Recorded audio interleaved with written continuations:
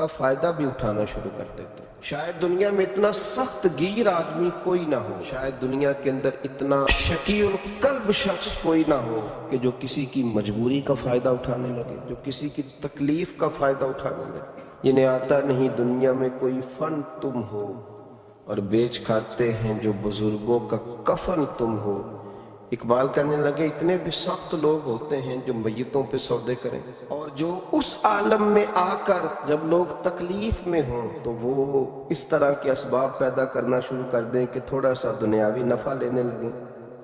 ہمارے ملک کے اندر جب مصائب، آلام، پریشانیاں گھر جاتی ہیں تو کچھ لوگ ذخیرہ دوزی شروع کر دیتے ہیں۔